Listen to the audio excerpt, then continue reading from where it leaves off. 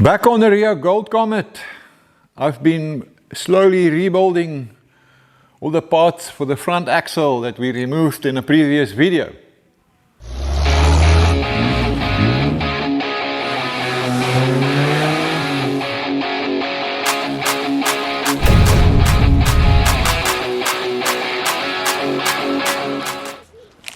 Hey, good morning. Not interested in talking to me.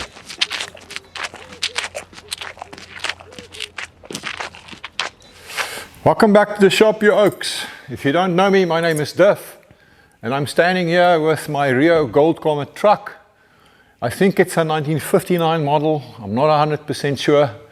Very little info available on these trucks out there. I've looked everywhere on the internet, but it would seem to be 59, maybe 60. It's my long-term project. I work on it in between other things, and that long-term goal is to turn this into a ramp truck so I can go and fetch more cars.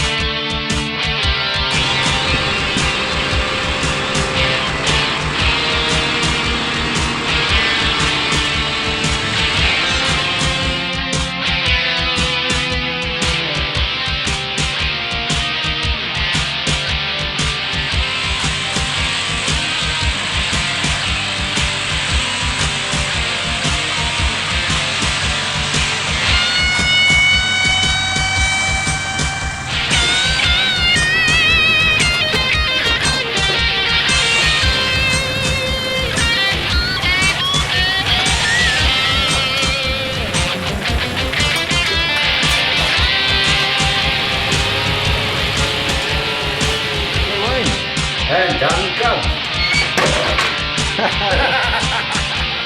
Darky blows. So previously we stripped out the complete front axle, and I've slowly been rebuilding everything about it, been on it and with it, in between working on the Chevy rat truck. Let me show you. More than 60 years worth of grease, hardened grease, and who knows what else. Does not come off easy, but I suppose it did help to keep the rust away. Let's be positive. I got the refurbished front springs back from Spring Tech. We removed a few blades, so we'll have the truck sitting a little bit lower. I sneaked into the workshop at the spring refurbishment place to have a look at the machines they use.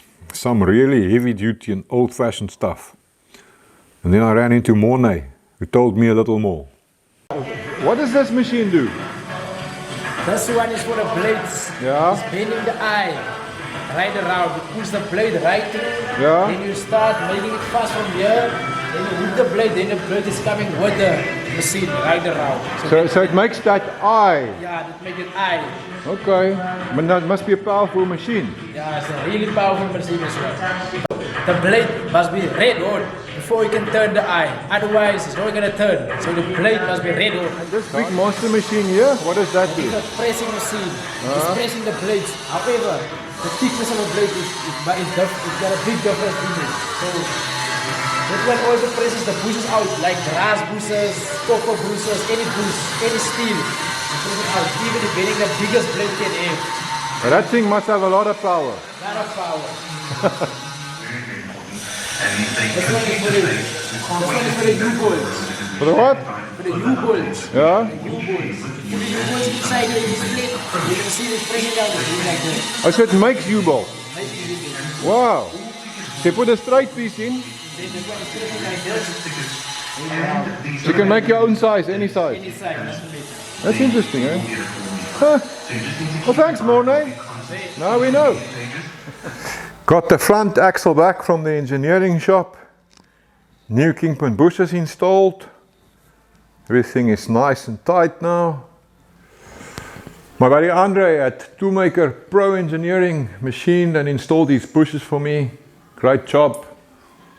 The young man has a lot of common sense, which is not a thing you see too much anymore. Fantastic old school work ethics. Thanks, brother. I think you're still going to go a long way. If you guys, any of you is in the area, please support the young man. Does good work, reasonable rates, very happy. And Andre, if you're watching, please send my love to your beautiful new bride, eh? So this refurbished axle now definitely deserves some nice fresh paint. Let me show you my weapon of choice. I've been using this stuff for years. I'm very happy with it. Hammerite direct to rust, direct to metal paint, built-in primer. I tell you, 2 coats of this stuff and you sort it. I've used it on trailers, machine, car parts, fuel tanks, you name it. Very happy. I don't think it's available everywhere though. If I'm not mistaken, and I could be wrong, it's a British product originally. I don't know if it will be available in the States, but I'm sure your Rust-Oleum guys might make something similar, because that's a product that we don't find here in South Africa too often. So yeah, as per usual, I'm an absolute expert at creating work for myself. I should have pressure washed this truck before I brought it into the shop and took the wheels off. So now I'm scraping off this stuff. Some of it is probably older than me already. It's a huge pile of it down here already as well. It's a mission. But it's, how do you know that story about the mouse and the elephant? Yeah, this is quite an elephant, eh? So this little mouse has been taking small bites. Well, half an hour here, half an hour there, spread out over days, scratching and brushing away to clean it up a bit down here. It's actually just easier to do it now before the front axle goes back and the springs. So here I am.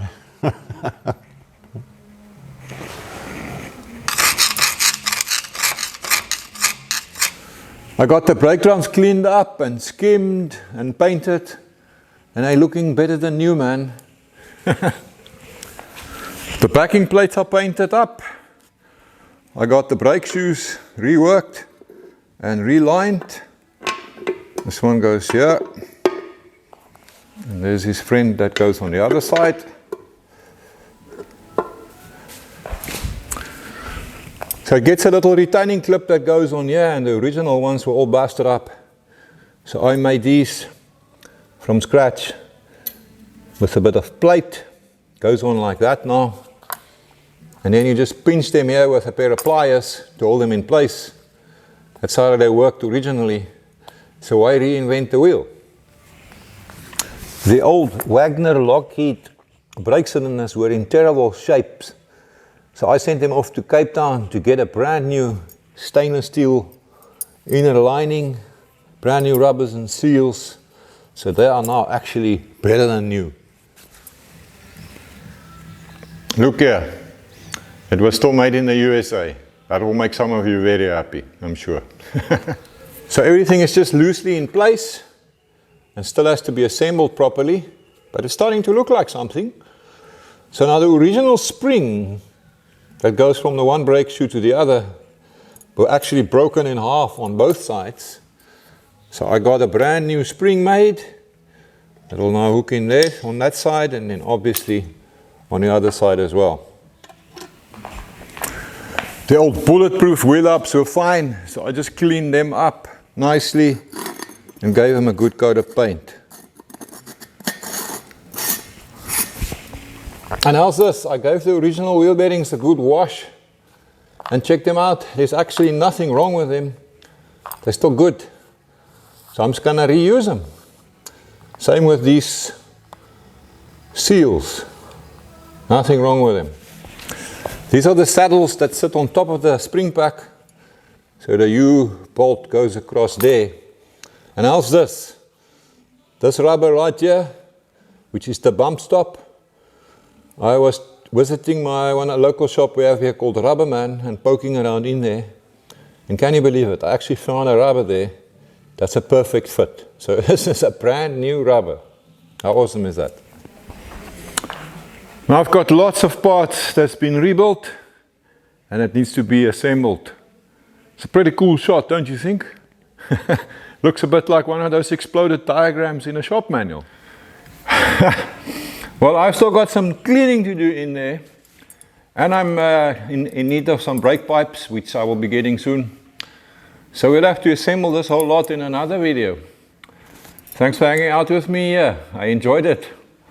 I'll see you in the next video. Until then, have a lekker one.